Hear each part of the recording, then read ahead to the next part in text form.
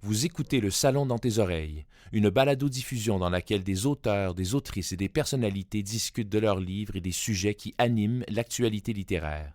Les enregistrements ont été faits lors du dernier Salon du Livre de Montréal. Bonjour tout le monde, bonjour, bienvenue à cette table ronde sur décrire, écrire l'urgence climatique. Mon nom est Félix Morin, j'ai l'immense bonheur d'être l'animateur de cette table ronde aujourd'hui avec vous. Et j'ai aussi l'immense bonheur d'être avec trois essayistes dont les livres m'ont beaucoup touché, qui m'ont accompagné justement dans la lecture, dans la préparation de cette table ronde. Je vais commencer par vous présenter. Donc, Alexia Renard, bonjour. Bonsoir, bienvenue au Salon du Livre de Montréal. Vous êtes doctorante en sciences politiques à l'Université de Montréal et vous travaillez justement sur les questions du véganisme chez les jeunes au Québec. Exactement. En tout cas, vous allez voir, ça va être très intéressant dans le cadre de cette discussion. Bonjour, Michel X-Côté. Bonjour. Bonjour, vous avez été commissaire sur plusieurs expositions de les Premières Nations. On vous doit aussi 5 recueils de poésie de mémoire. Plus que ça, je crois que 9. 9, une dizaine, 9, en tout cas, plusieurs livres de poésie. Là, je pense que vous signez avec, justement, un poète chez les éleveurs de pick-up, votre premier essai, si je me trompe pas. Oui, ce serait un premier essai dans les essais, oui, effectivement. Un essai que vous nommez comme étant Décousumain. Oui, Décousumain, parce que j'allais un peu partout. Je n'avais pas une idée fixe en partant. Alors, je suis en pick-up et j'essaie de voir où ça va me conduire. Et si vous allez voir, c'est un slalom et une route très intéressante. Et finalement, Paul Bossé, bonjour. Bonjour. Vous êtes aussi poète, vous êtes dramaturge, vous avez aussi fait du cinéma documentaire et vous signez ici votre premier essai avec votre compagnon dont le nom m'échappe à l'instant, justement, qui a fait des illustrations dans le livre. Est-ce que vous pouvez nous dire son nom? Paul Bordelot, qui est pas loin. Je ne sais pas s'il est en train de le signer tout de suite, mais il y a un nouveau livre aussi qui s'appelle Hippo. Donc, les illustrations, justement, amènent une belle touche d'humour à travers cet essai-là. Dans le cadre de cet entretien, il y a plusieurs choses qui me semblaient importantes, intéressantes à creuser. Le premier étant peut-être la tension entre décrire et écrire, qui est présente dès l'intitulé de l'entretien, qui m'intéressait beaucoup, en fait, et qui m'intéressait parce que décrire, tu sais, comme essayiste, les essayistes que vous êtes, en fait, décrire consiste à essayer de nommer les choses telles qu'elles sont, alors qu'écrire amène la possibilité chez les écrivains peut-être de creuser, de rajouter de la fiction, de faire quelque chose avec le réel par rapport à la question climatique. Donc, pour commencer, ma question serait, vos livres, est-ce qu'ils servent à décrire l'urgence climatique ou à l'écrire? Moi, c'est un essai, donc c'est plus effectivement écrire l'urgence climatique, écrire autour du rapport que nous entretenons avec les animaux. Donc, je suis vraiment plus dans essayer d'analyser des concepts un peu philosophiques. J'ai toute une section sur l'esprit critique pour essayer de savoir qu'est-ce qu'on fait avec les informations qu'on a sur l'environnement dans les médias. Mais je dirais qu'à la fin, je suis un petit peu plus dans la description, au sens où je vais plus parler de moi et de mon rapport à la cause animale, mon rapport au véganisme, qu'est-ce que ça fait d'être végane par rapport à sa famille, par rapport à ses amis, etc. Donc, je suis à mi-chemin entre l'essai personnel et l'essai plus analytique, si on veut. Donc, voilà, pour... À mi-chemin entre décrire et écrire. Oui, c'est ça. Ouais, moi, je suis dans le camp écrire, parce que d'écrire, ben, ça, c'est la job. La météo le fait de suite. En 2023, la météo était hardcore, était juste folle, avec tous les feux, puis les tsunamis, puis tous les semaines de l'année. Il y a eu alors, la description, elle se fait déjà par, comme je dis, la météo. Tu as juste à regarder dehors, tu as juste à regarder ce qui se passe tout de suite. Alors, c'est pas plus important, mais moi, c'est d'écrire un peu, assez de voir pourquoi que la météo est foquée comme ça aujourd'hui. Moi, c'est que ma maison d'édition avait commencé une petite collection de brûlots et ça m'intriguait beaucoup. Je me demandais est-ce que je peux écrire un brûlot. Et je regardais dans l'espèce d'appel de texte qu'il y avait, le brûlot, 9000 mots. Alors, j'ai dit, peut-être une trentaine de pages, 300 mots par page. Et j'ai commencé comme ça à me faire des pages, mais sans trop savoir où j'allais. Mais effectivement, le premier brûlot avait parlé de la situation de l'arsenic à Rouyn-Noranda. Et moi, je suis originaire de Rouyn-Noranda. Et donc, ça me touchait, cette question-là. Et dans mes textes, ça revenait souvent. Et le brûlot a été fondé, c'est-à-dire a été ont commencé dans la maison d'édition par une rencontre qu'on avait eue en 2022. Et là, j'avais lu un texte en public et mon éditrice avait décidé de partir cette collection-là. Et donc, moi, j'ai suivi et je me suis mis à écrire, mais en me tenant compte de l'actualité chaque jour, de ce qui se passait chaque jour durant l'été à peu près... de l'été des Grands Feux, dans le fond. Et là, j'étais à la fin, là, dans l'été des Grands Feux. Et c'est comme ça que j'ai construit le livre, mais sans savoir. 300 mots par jour, par page. Et des fois, je sautais des journées quand même. Mais c'est comme ça que c'est arrivé. Et ça a pris cette forme-là où le pick-up prenait la place parce que dans ma ville natale, à Rouen, sur la question de l'arsenic, il y avait eu des conflits entre les conducteurs de pick-up et certains écologistes. Et donc, pour moi, le conducteur de pick-up n'est pas un monstre qu'il faut absolument sortir de la route. Et j'avais cette pensée aussi que pour échapper au grand feu, ça va beaucoup mieux en pick-up qu'en trottinette électrique. C'est comme ça que j'ai fait le livre. Dans le fond, le livre suit cette route-là. Et pour les personnes dans la salle, ce n'est pas un livre sur comment s'enfuir des feux, mais c'est toujours un conseil pratique, je pense quand même, au cas où. Oui. Mais justement, quand j'ai commencé à travailler sur cet entretien-là, j'ai commencé à chercher sur vos vies, là, pas pour usurper votre identité, mais vraiment pour essayer de la comprendre. Puis ce qui m'a fasciné, en fait, c'est vraiment la panoplie des moyens que vous aviez pour vous exprimer. Vous étudiez en sciences politiques, vous avez plusieurs formes d'art, vous avez écrit des recueils de poésie, vous avez aussi cinéma, aussi, Paul, à ton arc. Donc, ma question que je me demandais, c'est pourquoi pour ce thème-là, choisir l'essai? Pourquoi l'essai?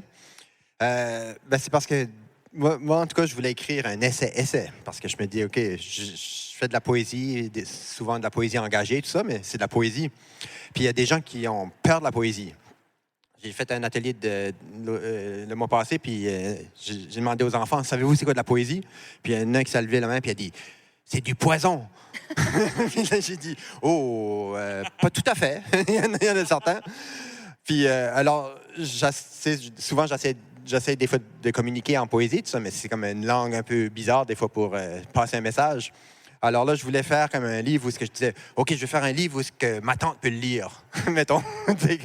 Parce que ma poésie, elle ne va jamais lire ça ou elle n'aime pas ça. Mais là, je voulais écrire un essai que les gens pouvaient lire et comprendre et saisir les propos. Alors, c'est pour ça que j'ai changé de langue. J'étais de la poésie à la prose. Donc, pour toi, l'essai, c'est quelque chose qui permet de toucher un plus vaste public? Oui. Moi, je publie donc dans une collection qui est à destination des 14, 19, 20 ans, là, adolescents, jeunes adultes.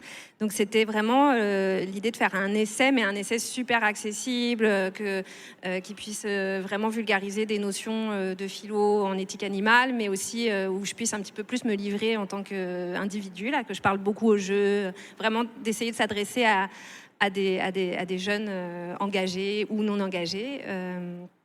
Puis, je ne sais pas où est-ce que je m'en allais avec ça. C'était quoi déjà la question? Mais pourquoi le choix de l'essai, justement? Puis encore plus audacieux, pour les personnes dans la salle qui ne sauraient pas, la collection Radar chez Éco-Société, c'est des essais destinés à des adolescents, ce qui est vraiment un public et un défi même d'écriture. C'est ça, en fait, quand j'ai rencontré Pauline, donc, qui est mon éditrice, elle a vraiment monté cette collection parce qu'il y avait comme un trou éditorial pour les jeunes qui avaient besoin de pouvoir se renseigner sur les défis climatiques, sur l'urgence climatique, sur la cause animale, sur toutes sortes de défis, sur le rapport aux réseaux sociaux, aux médias sociaux.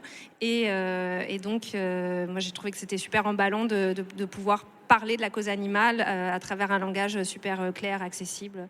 Puis j'ai beaucoup pensé, moi j'ai un petit garçon de 7 ans qui est très, très curieux, puis j'ai beaucoup pensé à lui en l'écrivant, en pensant à lui plus tard, là, parce qu'évidemment je pense qu'il est un peu jeune pour lire ça, et puis j'ai aussi pensé à moi plus jeune. Moi je suis d'une génération où on ne parlait pas vraiment d'urgence climatique, même quand j'étais adolescente, mais je pense que pourtant c'était quand même en arrière, là ça commençait tout doucement, puis j'aurais aimé avoir un livre comme ça ou des livres de cette collection-là pour m'aiguiller sur toutes les questions environnementales qu'on se posait pas vraiment, mais qu'on se pose de manière très urgente aujourd'hui.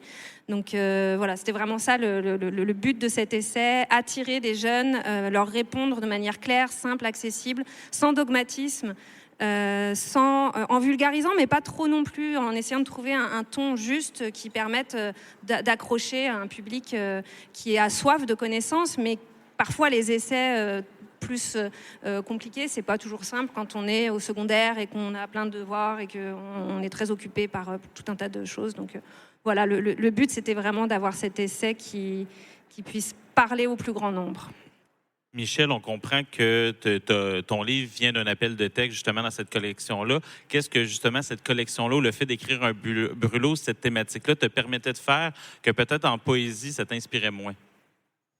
Non, c'est qu'un an auparavant, j'avais une revue que tu connais bien, m'avait demandé un texte et j'avais commencé à travailler sur ce texte-là et j'écrivais évidemment en prose et c'était très rare pour moi d'écrire en prose parce que je n'étais plus rédacteur en quelque part et j'écrivais toujours en poésie et donc ça m'avait un peu taraudé, ça, le fait d'écrire en prose, parce que je me demandais où mettre des virgules, des trucs comme ça. Même, j'avais presque oublié comment ça se faisait. Mais j'y avais pris goût quand même, et donc j'ai décidé de l'écrire sous cette forme-là, plutôt qu'en poésie. Ça, c'est devenu assez rapidement, dès tout de suite. Mes pages de 300 mots seraient comme ça, avec les virgules à la bonne place, je l'espérais toujours, et les points. Et donc, c'est comme ça que je l'ai construit, très peu à peu, mais toujours en gardant derrière moi la thématique, là, qu'il fallait que au moins que je reste dans d'abord un brûlot et même que je continue de m'interroger, moi, sur qu'est-ce que je pense, moi, des changements climatiques et de tout ça, des bouleversements aussi qui se passaient au jour le jour. Mais en même temps, j'incluais aussi mon passé. Il y a mon passé de Rouyn-Noranda là-dedans, de petit gars, comment j'ai été élevé là, comment j'ai vécu dans cet endroit-là et comment je porte un beau chandail des Blackhawks de Chicago des années 50. Et tout ça, les temps se télescopaient, là. On passait dans la même page des années 50 à aujourd'hui. Il y a toujours une catastrophe qui se pointait. Chaque jour de cette écriture-là, il arrivait quelque chose. Il y avait notre bon ministre Fitzgibbon qui nous annonçait que tout serait à batterie. Tu sais. Ça va être le même problème, mais à batterie. Tu sais. Ça va être le fun. Tu sais. Donc, ça rentrait dans le texte. Ces choses-là venaient faire partie du texte et ça s'est construit comme ça, peu à peu. Dans l'appel de texte, justement, qui menait à la discussion, il y avait vraiment l'idée de bienveillance qui était là. Puis justement, ce qui était nommé, c'était jusqu'à quel point c'est difficile de parler de cette problématique-là avec une certaine forme de bienveillance. Et ça m'a un peu frappé et j'ai été obligé de constater, en fait, que c'était à peu près le cas. Comment se fait-il qu'une question qui est aussi commune, qui, dans le fond, pourrait tous nous amener justement à se mettre sensiblement d'accord, parce il en va de notre survie, OK? Comment ça se fait qu'on est incapable de le traiter avec bienveillance envers les autres? La bienveillance, tu veux dire... Mais comment ça se fait que dans nos débats, dans nos échanges, on n'est pas capable d'être bienveillant par rapport à cette question-là? Parce qu'on s'envoie beaucoup des insultes de part et d'autre, mais le débat est loin d'être apaisé, alors que le résultat de ce débat-là et le résultat de nos actions, c'est... C'est que, parallèlement à la crise écologique, il y a une crise... on parle de débat. Il y a un appauvrissement du débat dans la société. Il y a un appauvrissement de... Mais, autrefois, les gens pouvaient débattre. Mais maintenant, c'est rendu tellement juste... Chacun a sa position prise déjà. Alors, c'est même plus des débats, c'est juste des slogans. C'est juste... C'est comme des chats, puis des chiens, puis des antilopes. Mettons, c'est comme... Puis l'antilope, je sais pas qu'est-ce qu'il fait. Je sais pas. Puis comme, alors, tu sais, ils se comprennent pas, ils parlent même pas la même langue. Puis les gens se lancent des insultes, puis, tu sais, la droite aime dire que la gauche, ils disent, vous êtes juste une bande de marxistes. Mais à part de mon ami Pat, il y a plus grand, il y a plus grand gens qui peut lire ou comprendre Marx. Tu sais, moi, j'ai essayé, puis c'est dur. Alors, moi, je lis des textes vulgarisés de Marx pour essayer de le comprendre, mais, alors, tu sais, il n'y a plus de débat maintenant. Il y en a, mais c'est comme les gens ne se comprennent plus puis ils ne se disent plus les vraies choses. Alors, c'est un appauvrissement intellectuel en plus d'un appauvrissement écologique. Alors, c'est comme une double, triple, quadruple, multicrise qu'on a. Puis là, je ne parle même pas de la crise de la démocratie aussi, puis la crise de ceci, puis la crise de ça, qui sont toutes interreliées parce que c'est tout holistique. Alors, c'est ça, c'est vraiment... Pour un essayiste, en tout cas, tu ne manques pas de matière, mais c'est comme... Où est-ce que tu commences avec tout ça, là? Est-ce que votre rôle comme essayiste, c'est peut-être d'essayer d'amoindrir, je dirais, l'acrimonie du débat? Ouais, moi je pense vraiment, je suis tout à fait d'accord avec ce qui vient d'être dit, c'est que je pense qu'il y a une polarisation qui des fois est vraiment dommage. Quand on parle de véganisme et de cause animale, c'est souvent sur les réseaux sociaux, les médias sociaux, ça peut être très polarisant. Les gens postent des photos de steak quand il y a des promotions du régime de la diète végétalienne ou du véganisme. En France, il y a beaucoup de débats entre les chasseurs et les écolos et les véganes. En tout cas, c'est des débats qui peuvent être très, très, très polarisés et polarisants, alors qu'en réalité, je pense qu'il faut complètement dépasser ça. On parle de changements collectifs, de changements sociétaux. Si on ne s'assied pas à une table pour en parler, qu'est-ce qu'on fait, en fait ? Et la question de notre rapport aux animaux, pour moi, évidemment, elle se joue dans notre assiette, donc c'est quelque chose d'individuel. Et puis, ça vient toucher des choses très intimes chez les gens, la question de l'alimentation. Donc, je pense que c'est normal qu'il y ait des tensions, mais je pense qu'il faut aussi voir ça à un niveau systémique ou structurel. Qu'est-ce qu'on fait de notre alimentation collectivement ? Qu'est-ce qu'on fait de notre rapport aux animaux collectivement ? Et pas juste de se renvoyer des identités. Toi, t'es végane, toi, t'es pas végane, toi, t'es animaliste ou pas animaliste. De droite, de gauche, toutes ces polarisations, je les comprends en un sens, parce qu'elles sont là, puis je pense qu'il ne faut pas les nier. Mais il faut trouver, quelque chose au milieu de tout ça pour essayer de ramener les gens ensemble. Enfin, moi, je trouve que c'est très important dans un idéal démocratique, comme tu le disais. C'est ce qu'on devrait avoir à l'horizon, quoi. Donc, ouais, c'est ça. Tu parles dans ton livre, justement, Alexia, pour parler de, justement, de la cause végane, de l'espèce de comment tu appelles ça, des systématismes militants, ou du moins la pureté militante, justement, où est-ce qu'on veut absolument que tout réussisse. Puis tu parles justement dans ton livre de tes propres chemins de traverse que tu as à prendre par rapport justement à la question du véganisme, ou justement par rapport à tes amis, par exemple, qui ne le sont pas, que tu continues de côtoyer malgré tout. Mais je me demandais, puis je pense que c'est valable aussi pour la question de l'urgence climatique, et ça a le rapport aussi avec la cause animale, comment on arrive à négocier notre pureté militante alors qu'il y a des vies qui sont en jeu? C'est une question intéressante. Puis je me demande, c'est très lié au véganisme parce que quand on l'identité écolo, on va pas se dire pas écolo parce qu'on prend sa voiture de temps en temps. Et je trouve ça assez fascinant que le véganisme tende vers cette espèce de pureté absolue, il faut consommer absolument rien, faut regarder toutes les étiquettes. Je sais pas pourquoi c'est comme différent. Il y a une identité plus forte, je pense, avec le véganisme. Je pense que c'est aussi parce que c'est un mouvement qui est plus jeune, qui est plus encore peut-être marginal que le mouvement écologiste. Donc, à mon avis, c'est lié à ça. Puis effectivement, moi, je suis de celles qui veulent absolument maintenir un dialogue, évidemment, avec mes proches, avec mes amis. Pour moi, c'est comme ça que je le vois. C'est plutôt montrer l'exemple, incarner en fait le changement que je voudrais voir collectivement. Et je trouve que c'est déjà beaucoup. Puis je pense qu'il ne faut pas s'en rajouter encore plus. Là, le monde est assez compliqué. Il ne faut pas se donner des missions trop générales, enfin trop grande, donc c'est comme ça que je le négocie. Dans tous les tapis roulants, justement, mènent à Rome, tu parles de la naissance de ta fille. Est-ce que la naissance de ta fille, pour toi, est un point tournant au niveau, justement, de la prise de conscience des enjeux climatiques? Parce qu'on voit que c'est là avant, mais est-ce que d'avoir la responsabilité de quelqu'un a pesé à un moment donné dans tes choix comme militant? Bien, c'est immense. Ça change ta vie. Comme je le mentionne dans le livre, c'est comme j'avais le feeling d'être comme un personnage d'un jeu vidéo qui level up. Quand tu deviens parent, t'es comme tout d'un coup, t'es comme puis là tu vis plus sur la même planète, t'es plus au même niveau. Puis là, toutes tes décisions, tout ce que tu fais, c'est. Puis aussi là, c'est que ça te rattache dans le temps. Pas dans le temps, mais ça te rattache à l'avenir plus. Parce que maintenant, tu as un enfant, puis ton enfant va peut-être avoir un enfant. Alors maintenant, les générations qui s'en viennent, c'est plus juste de l'abstraction. Alors là, tu dis, moi, je vais peut-être mourir en 2040, 50, 60, mais elle va continuer, puis mes petits-enfants pourront continuer. Puis, mais en même temps, ça amène une profonde honte. Moi, quand je suis devenu père, là, puis j'ai envie, puis je le ressens encore, je suis un peu comme, je m'excuse, mon enfant, pour l'état de la planète que je te lègue. Puis j'ai très honte. Je suis comme, man, on a friggin' bousillé la planète, puis on est en train de la bousiller encore plus, puis on laisse une planète toute trashée. C'est comme, tu sais, je m'excuse. En même temps, c'est comme, voici ta planète. Puis toi, tu dois vivre là-dedans, puis essayer de te démerder dans tout ça, puis c'est juste comme... Alors, je me sens vraiment comme... Puis j'ai honte de ma génération aussi. J'ai honte encore plus des boomers, Parce que c'est les autres qui ont commencé la grande accélération, là, post-45. Là.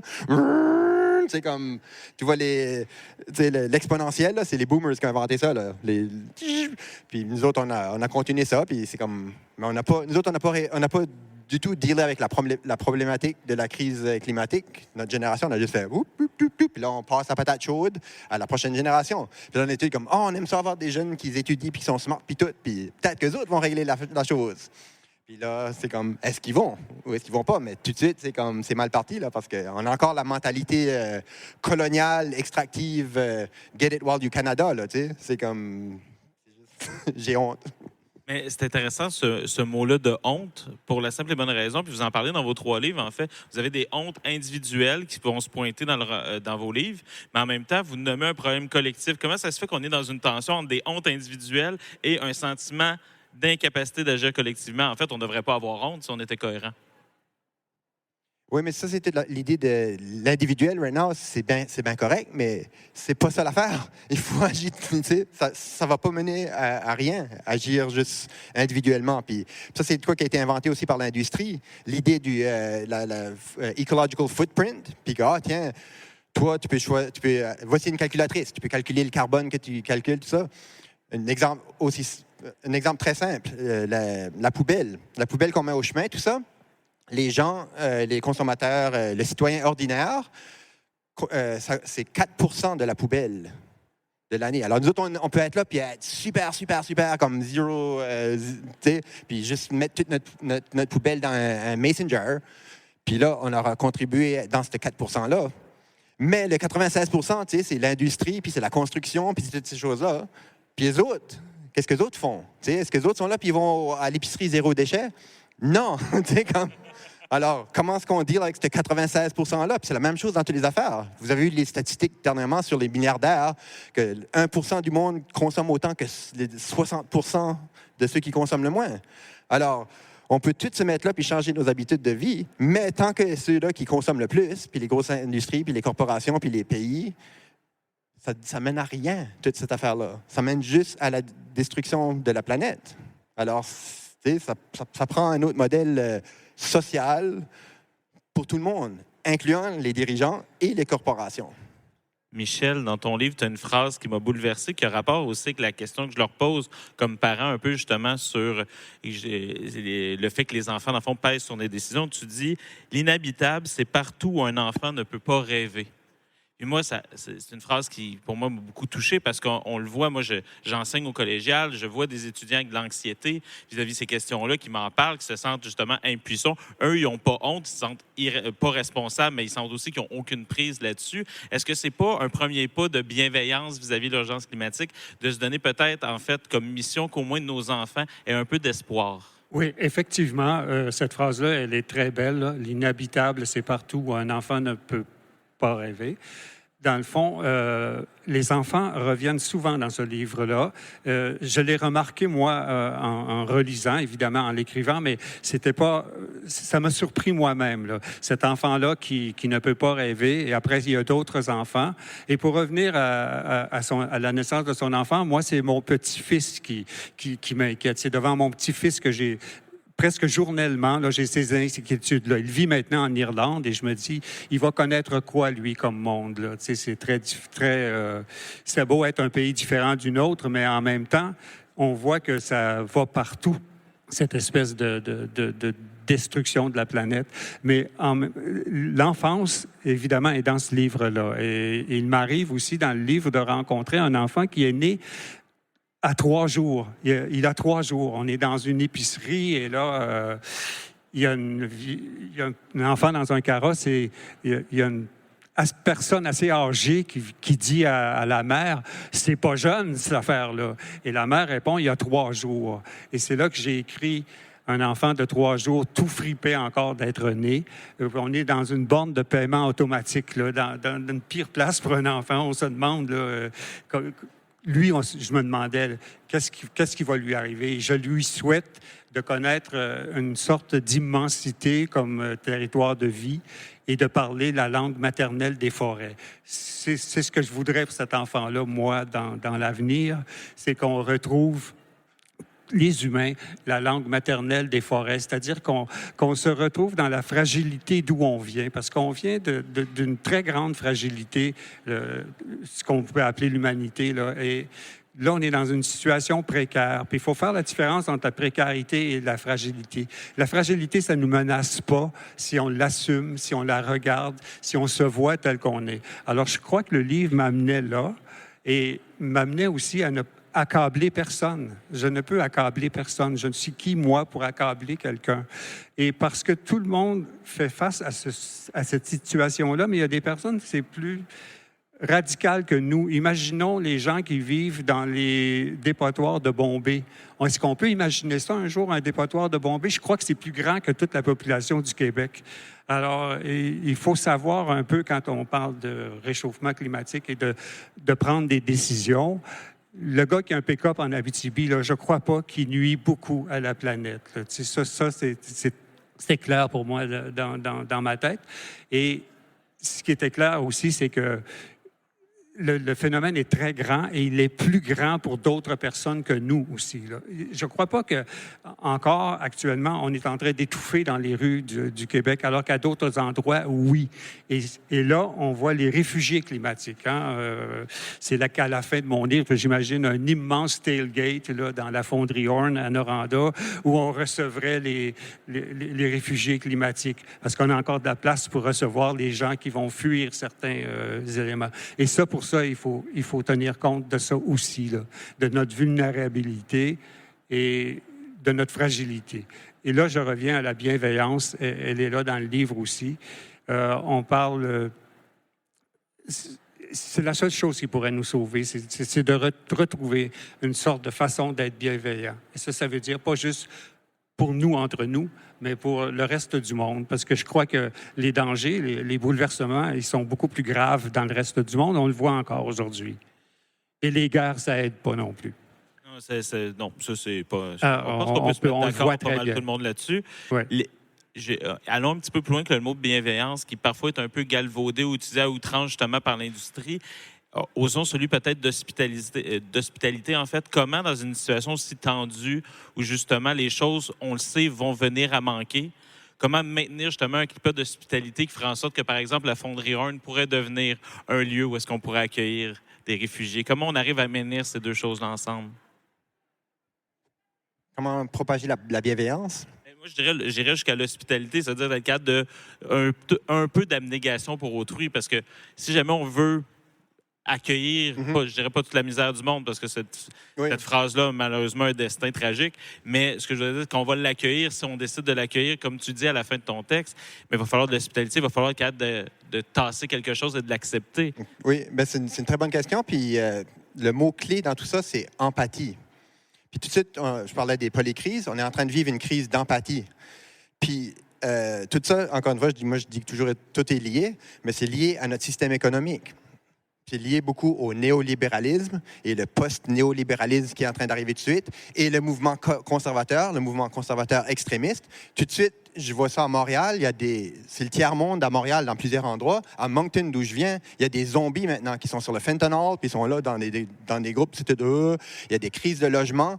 T'sais, on peut même pas mettre un toit par-dessus la tête du monde maintenant dans un des pays les plus riches sur la planète. Alors là, quand les gens du Bangladesh se font flooder par les tsunamis puis les choses, comment est-ce qu'on va les accueillir? Puis là, les mouvements conservateurs et le fascisme est en train de monter aux Pays-Bas, en Italie, en Hongrie, aux États-Unis, Polièvre. C'est comme au Canada, c'est bientôt. Au Nouveau-Brunswick, on a un premier ministre, Blaine Higgs, qui est borderline néocon fasciste. Alors, on n'a pas d'empathie. Puis la mentalité conservatrice, c'est arrangez-vous. C'est ça. Ça, c'est la base. Les autres, la seule chose qu'ils savent faire, c'est on va baisser les taxes, puis, arrangez-vous. Et alors, comment est-ce que tu veux qu'on accueille des réfugiés climatiques dans un... Alors, moi, ce qui me fait très peur, c'est que, justement, le mouvement fasciste, etc., va juste prendre de l'ampleur. On va bâtir encore plus de murs, puis on va devenir plus méchants. Bien sûr, j'aimerais mieux le contraire. Je veux qu'on devienne plus gentil, plus bénévolent, plus empathique. Mais tout de suite, on dirait que c'est en train d'aller dans l'autre direction.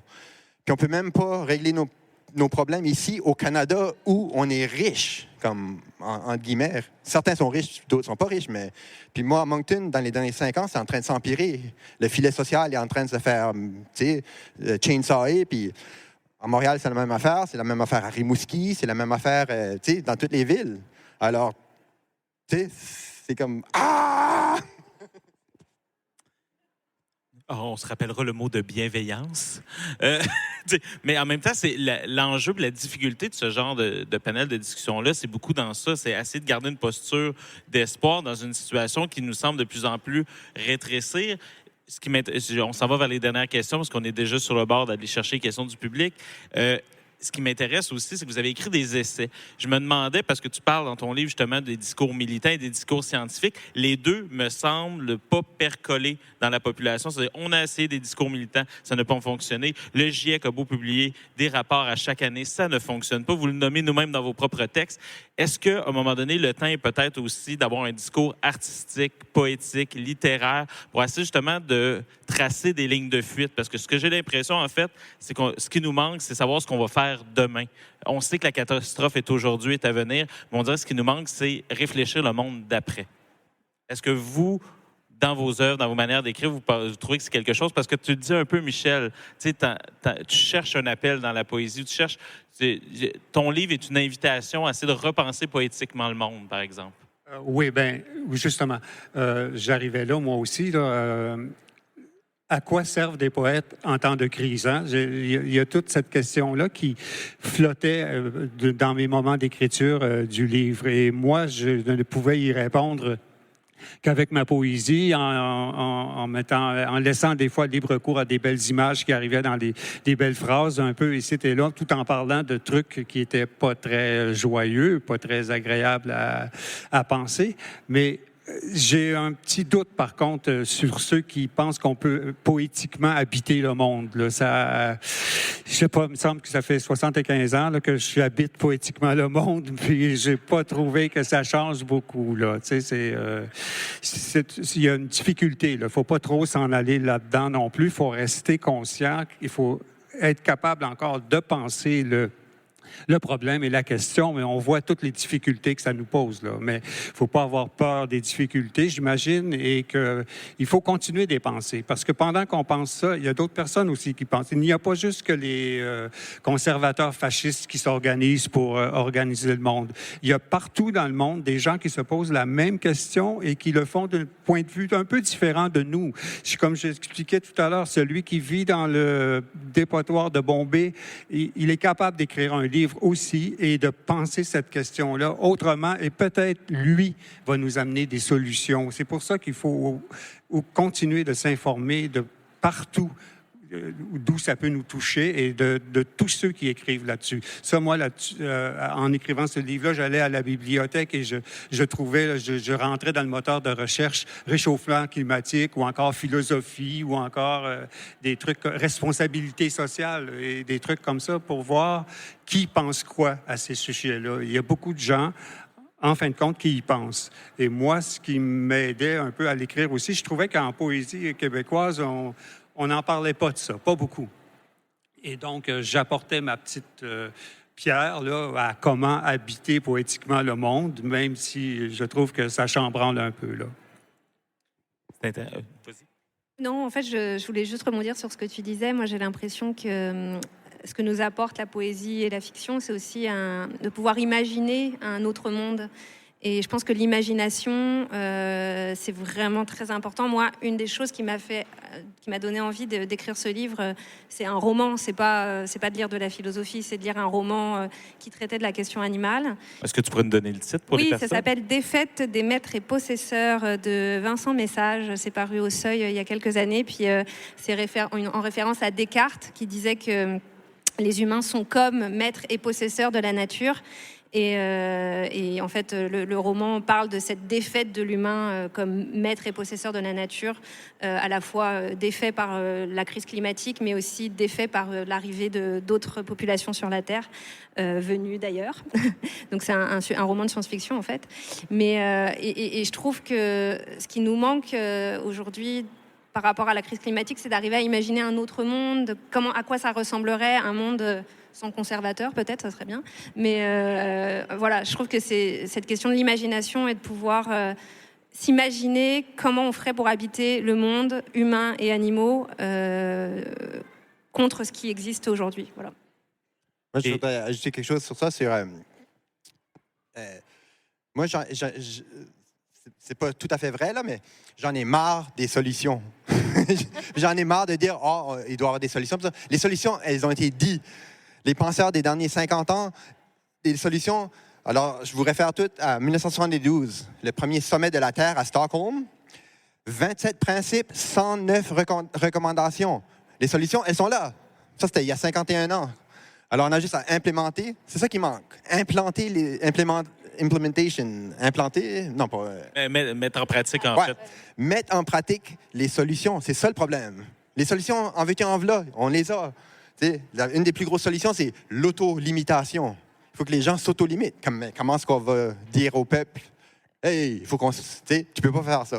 Il faut que tu t'auto-limites. » La décroissance, ça, c'est une belle solution aussi. Comment est-ce qu'on va mettre ça un parti politique qui proposerait l'autolimitation et la décroissance ne se fera jamais élire. Pas en 2023, puis peut-être pas en 2033 non plus, mais je veux dire, comme les solutions, elles sont là, elles ont été écrites, il y a des milliers de livres qui ont été, il y a des milliers de listes, il y a des PDF, en veux-tu, en v'là. Alors, c'est comme... Moi, j'ajouterais là-dessus, par contre, qu'il faut faire attention. Il y a plusieurs sortes d'écologie et il faut vraiment faire attention à la tyrannie bienveillante. Hein? Vous ne verrez pas qu'une personne ou un groupe aurait la solution et l'imposerait à l'ensemble de l'humanité. Là, on pourrait facilement tomber dans ce qu'on pourrait appeler la tyrannie bienveillante. C'est pour ton bien que je t'empêche de vivre. Tu sais, là, ça devient très problématique d'une autre manière. Donc, il faut tenir compte de ce qui se passe, de ce qui se brasse, d'essayer de voir plus loin que justement la solution à tout prix n'est pas une solution. Hein? Et la solution, il faudrait peut-être la mettre de côté, la solution, et se remettre face à notre fragilité. Premièrement, la regarder, celle-là, la fragilité, et décider de faire un pas. Quand je suis fragile, mais est-ce que je peux encore marcher? Est-ce que je peux encore avancer? Je pense que oui. Moi, je pense que oui. Et comme on n'est vraiment pas dans une forme de tyrannie bienveillante, on va aller vers le public pour des questions. Donc, l'idée, on va aller justement vers la démocratie. Est-ce qu'il y a des personnes dans la salle qui auraient des questions pour nos trois panélistes? Questions, commentaires? Ne vous battez pas.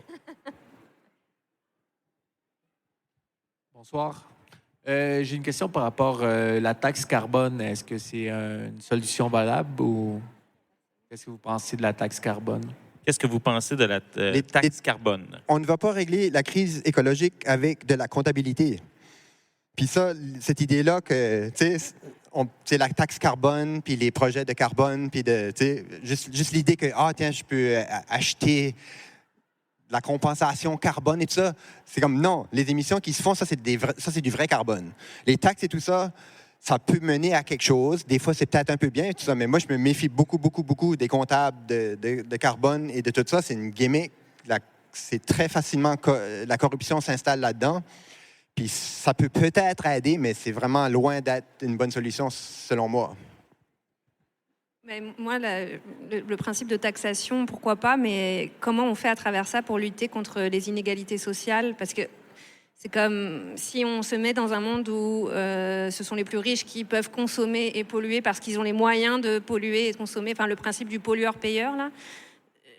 Dans un monde avec de telles inégalités sociales qui continuent de se creuser, puis comme le disait Michel, entre le nord et le sud encore plus, là, qu'est-ce qu'on fait de ça? Et je pense que les principes de taxe carbone oublient un peu cet aspect structurel du capitalisme, en fait. Une autre question? Et là, il y a du monde qui se pointe, puis j'ai l'impression que c'est comme plus soit une punition, soit une espèce de t'es pas game. Mais justement, si on prend par rapport à la question de la cause animale, est-ce qu'il y a quelque chose justement que tu vois qui se déploie dans l'éthique animale qui pourrait être pertinent pour ceux qui ont envie de penser l'urgence climatique? Parce que derrière cette cause-là que je lis puis que je médite depuis plusieurs années, on s'en parlait un peu hors micro, justement, j'ai l'impression qu'il y a un nouveau rapport au monde qui se réinstalle, qui pourrait peut-être être pertinent justement pour penser cette question. Pour penser la question de l'urgence climatique. Est-ce que, justement, repenser notre rapport, par exemple, à la question animale, c'est une manière aussi d'ancrer différemment ou d'ouvrir des nouveaux chemins de réflexion par rapport à l'urgence climatique? Moi, j'aimais beaucoup quand Michel parlait de fragilité. Moi, j'aime beaucoup le mot vulnérabilité. Puis je trouve que c'est ça que nous amène la question animale, c'est que face à un animal, on est face à beaucoup de vulnérabilité, pas tout le temps, hein, évidemment, mais c'est vraiment quelque chose qui m'a toujours habité quand j'étais enfant. Évidemment, comme beaucoup d'enfants, j'adorais les animaux. Je les trouvais, évidemment mignons, mais aussi cette espèce de fragilité et de vulnérabilité me touchait énormément. Et je trouve que de retrouver ce rapport de vulnérabilité par rapport à nous-mêmes et par rapport aux animaux et à la nature, je pense que ça peut vraiment nous aider à construire un monde meilleur, puis de reconnaître notre vulnérabilité. Puis pour rebondir sur une anecdote personnelle, parce que vous parliez de vos enfants, moi, la naissance de mon fils, qui est juste là et qui m'écoute pas, mais ça a été vraiment un moment assez fondateur de l'expérience de la vulnérabilité déjà d'accouchement, mais aussi d'avoir cette espèce de toute petite chose fripée qui ressemblait à un petit singe, en fait, tout fripé. Puis je trouvais que j'ai vraiment eu un moment d'épiphanie qui m'a fait prendre conscience de cette vulnérabilité-là qu'on a tendance à oublier. Puis c'est ça qui a vraiment été mon moteur d'engagement dans la cause animale, mais aussi dans la cause climatique et dans l'environnement. Donc je dirais que la vulnérabilité, c'est un mot pour moi assez fondateur de mon parcours. Voilà. Moi, je voulais dire que ça, c'est quelque chose qui est assez simple aussi, mais c'est qu'on a tendance à oublier que nous sommes des animaux aussi. Puis là, pour moi, c'est peut-être le plus gros problème avec tout ça, puis pourquoi nous sommes dans une crise climatique, une polycrise climatique, c'est parce qu'on s'est mis par-dessus la nature. On a mis l'être humain, qui n'est plus un animal, c'est un être humain. Là, on a mis la nature ici. Bon, c'est tout, ça c'est le monde à l'envers. Puis pas mal tous les problèmes découlent de cette constatation-là. Alors, il faudrait se dire, oui, nous sommes des animaux. Nous autres aussi, on vit dans un écosystème avec les autres animaux, qui sont nos frères ou nos cousins. On partage 97% d'ADN avec beaucoup d'animaux, de plantes, de champignons, etc. Alors, cette espèce d'exceptionnalisme humain-là, pour moi, ça, c'est à la base, à la racine de la crise. Puis jusqu'à temps qu'on change cette mentalité-là chez les gens, on ne va pas s'en sortir. Ouais. Moi, je dirais que la Terre a pris 400 millions d'années pour arriver aux êtres absolument merveilleux que nous sommes tous ici. Hein? 400 millions d'années pour arriver à ça. Alors, je pense qu'on pourrait un peu ralentir, accepter de ralentir un peu. Et ça rejoint la question animale. Si on mangeait un peu moins de viande, il y aurait déjà un ralentissement du réchauffement climatique. Ça, c'est prouvé partout. On a vu aussi que pendant la pandémie, on avait vraiment dépollué certains endroits de la planète juste en faisant rien. Hein? Il faudrait peut-être y penser aussi et arrêter de penser qu'en mettant une batterie électrique dans tous les chars qui encombrent Montréal actuellement, ce serait une solution. Ça n'en est pas une. Alors donc, on parle de ralentir un peu, puis on attend de voir ce qui va arriver, mais en même temps, on slack. C'est très important de vraiment slacker ça. Ce qui est beau dans vos 3 livres, puis surtout de la manière dont vous en avez parlé, c'est qu'en fait, l'aspect militant en fait, de votre engagement est arrivé justement avec la naissance de vos enfants ou avec justement une prise de conscience vis-à-vis ton petit-fils ou ta petite-fille. J'ai un petit blanc de mémoire.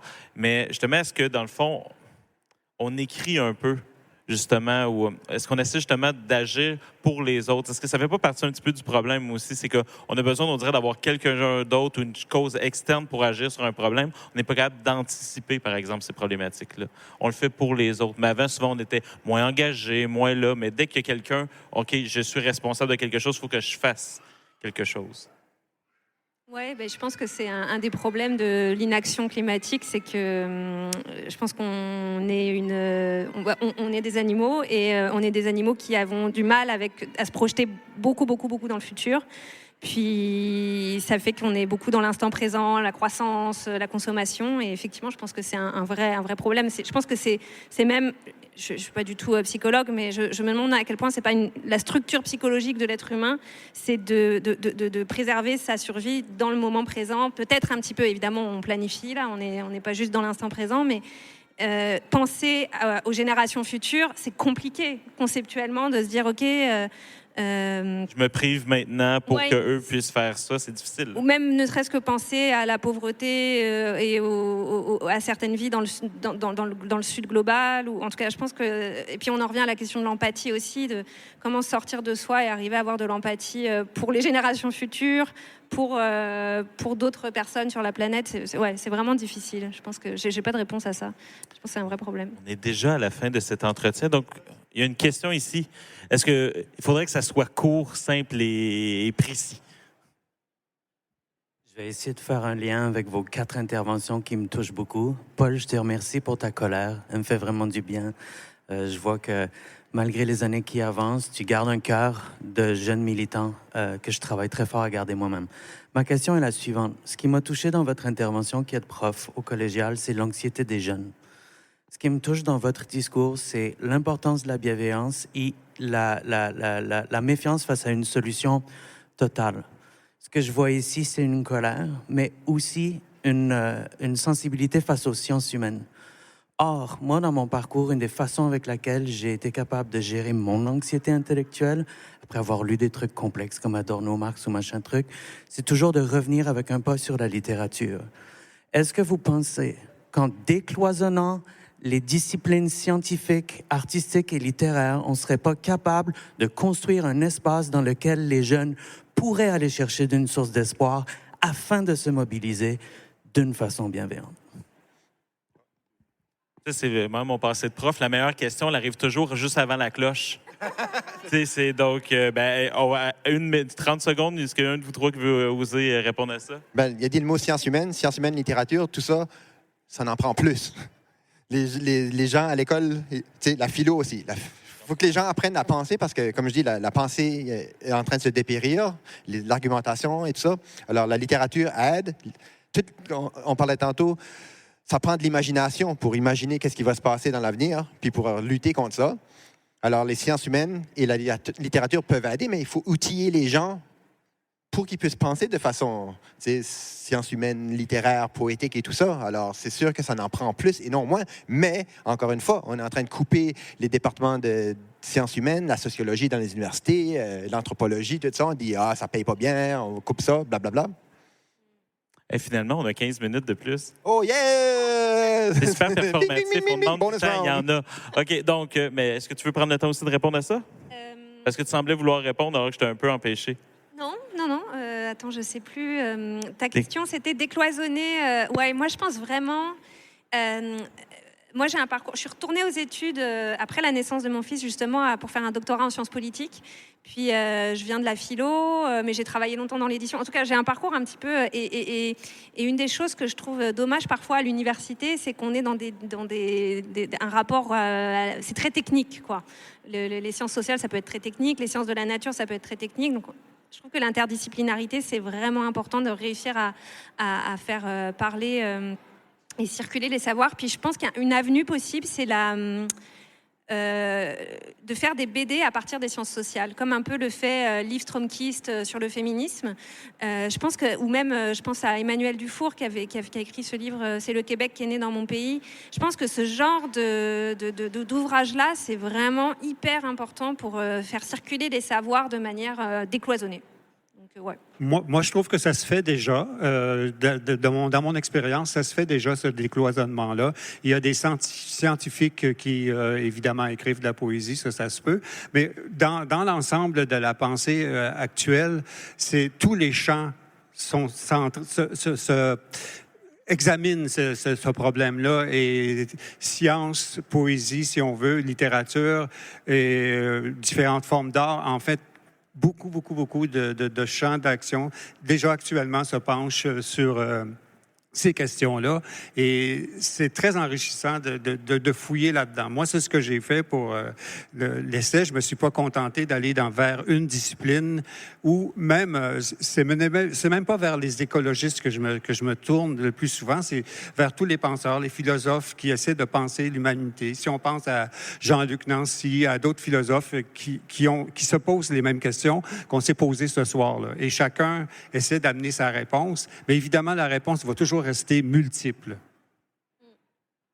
Oui, puis c'est, comme je dis toujours à mes étudiants, les problèmes, généralement, ils n'arrêtent jamais dans un cours.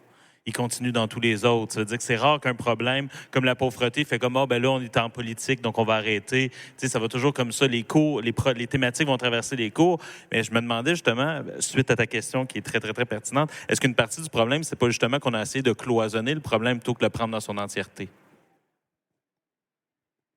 Ben, c'est ça, le problème est tellement vaste, puis il touche à tous les domaines, que On a essayé d'avoir du contrôle en le cloisonnant, alors que finalement, on a peut-être perdu le contrôle en faisant ça. oui, puis aussi, un des problèmes que je trouve, c'est la spécialisation, tout de suite. Puis même quand tu te lances dans un domaine, tu dis, OK, toi, tu seras poète, tu vas pas écrire d'essai. Ça, c'est pas vraiment un problème, là. mais ce cloisonnement-là, ça fait beaucoup, puis c'est justement... Quand tu regardes dans le passé, l'âge des raisons et tout ça, les gens dans ce temps-là, c'est incroyable les choses qu'ils pensaient puis qu'ils lisaient puis ils étaient experts dans plusieurs domaines, ou même nos grands-parents ou nos arrière-grands-parents, ils étaient capables de... Ils pouvaient tellement faire de choses. Ils pouvaient réparer des choses, ils pouvaient planter, ils pouvaient faire ceci et ça et ça. Puis là, nous autres, on est rendu qu'on est juste spécialisés dans 2, 3 trucs peut-être, puis c'est juste qu'on est quasiment comme en train de perdre notre polyhumanité, je sais pas.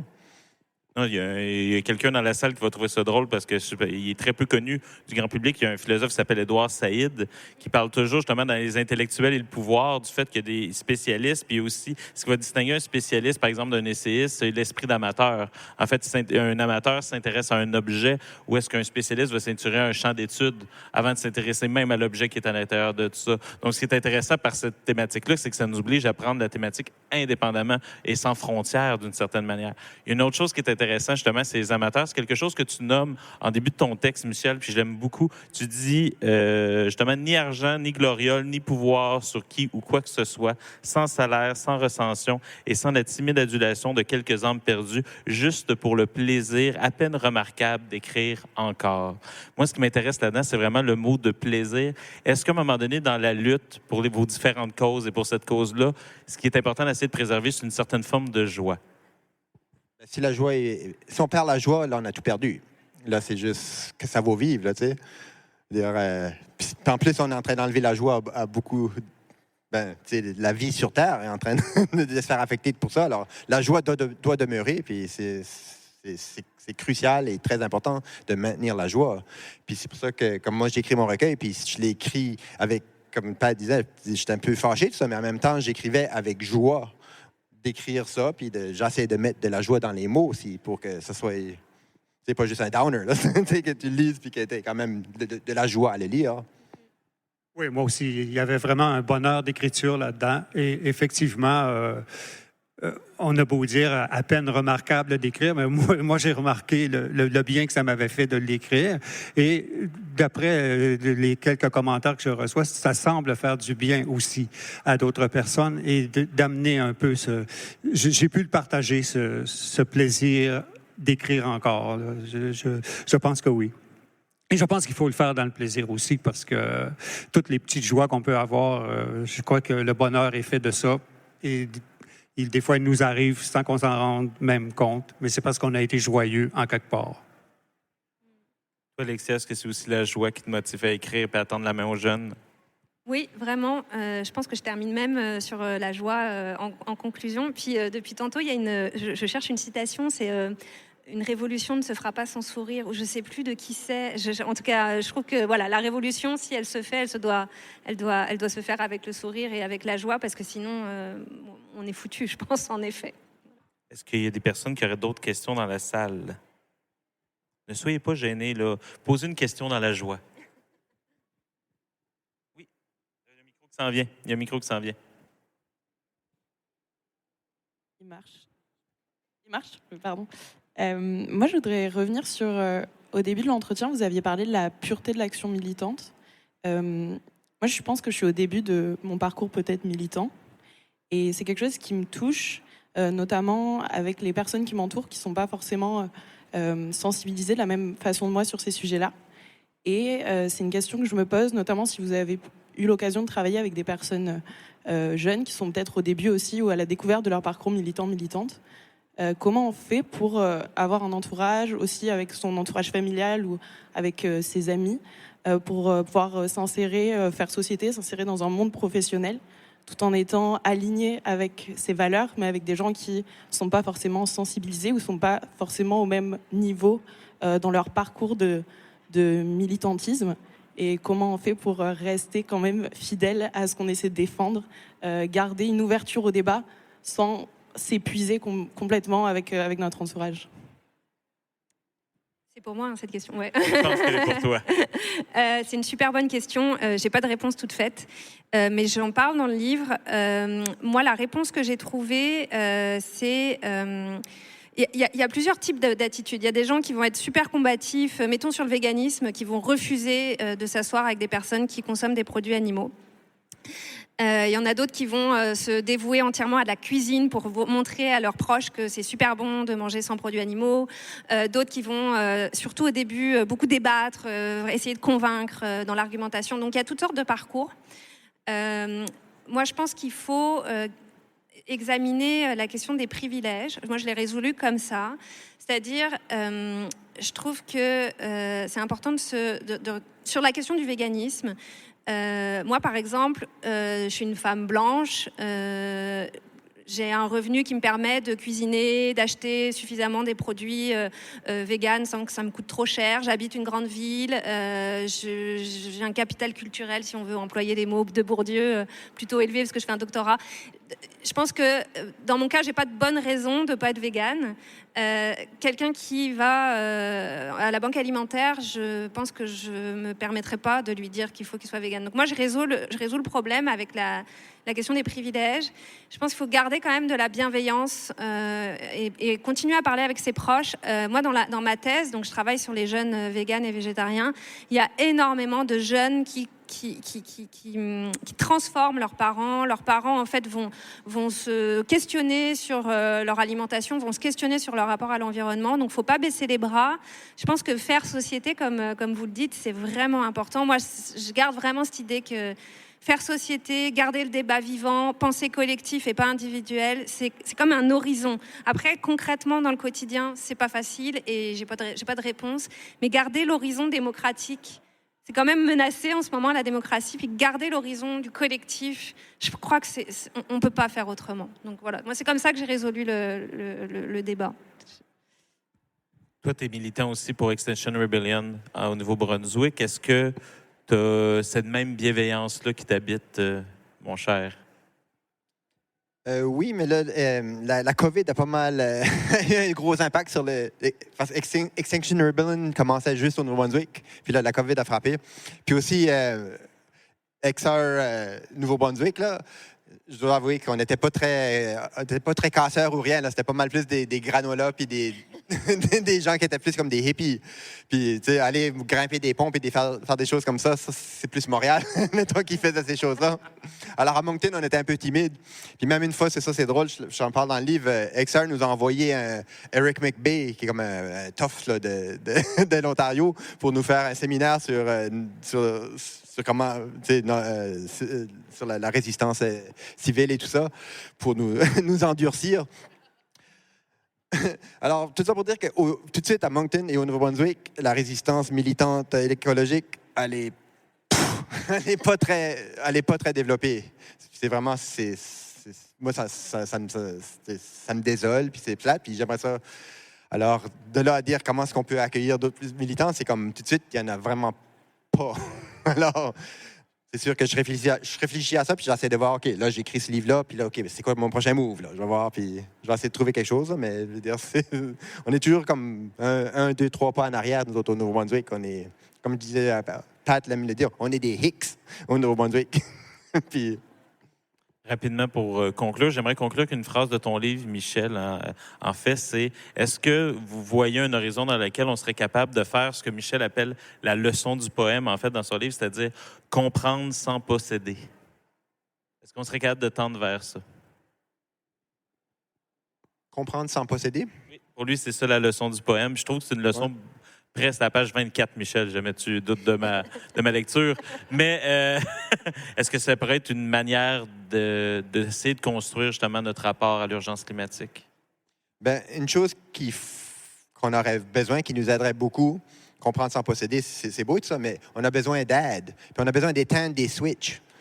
Puis là, tout de suite, le fait qu'on peut commander n'importe quoi, n'importe quand avec notre petit catalogue mondial, puis le fait que, tu sais, comme le plastique, l'industrie de plastique fait puis ça continue, puis alors on peut limiter notre petit plastique, puis ça, mais tu sais, il faut comme éteindre la tape un petit peu, il faut éteindre des switches, il faut que le advertising, ça sape un petit peu, il faut que l'intelligence artificielle arrête de rentrer dans notre cerveau. Puis, tu sais, il y a tellement de choses, je veux bien que les gens prennent des bonnes décisions, mais par rapport à ce qu'on se fait bombarder par toutes ces choses-là. Alors, on est en train de vivre une espèce d'expérience psychologique vraiment dévastatrice tout de suite. Puis c'est vraiment comme... C'est le marketing analytique, intelligence artificielle est rendu vraiment, vraiment, vraiment sinistre. Puis ça marche. Je veux dire, maintenant, tu vas sur ton fil de Facebook, puis ça te met exactement qu'est-ce que tu veux. Moi, j'ai une belle phrase là-dedans, dans mon petit livre sur l'intelligence artificielle. Je dis en quelque part que j'écris de même pour tarauder ou pour maganer, sinon pour fourrer l'intelligence artificielle. Et je pense que moi, en continuant d'écrire comme on écrit, on peut fourrer l'intelligence artificielle. Parce que c'est pas question qu'ils viennent dans nos cerveaux pour que nous dire comment penser. Et ça, je n'ai pas peur de ça si on continue tous ensemble justement à écrire tout croche pour fourrer l'intelligence artificielle. Alors, si c'est important. On va finir là-dessus. Donc, si vous voulez fourrer l'intelligence artificielle, Un poète chez les éleveurs de pick-up de Michel X-Côté, La cause animale d'Alexia Renard chez Éco-Société et Tous les tapis roulants mènent à Rome, qui est un des plus beaux titres que j'ai lu depuis vraiment longtemps, de Paul Roméo Bossé. Merci beaucoup tout le monde. Merci à toi. Merci.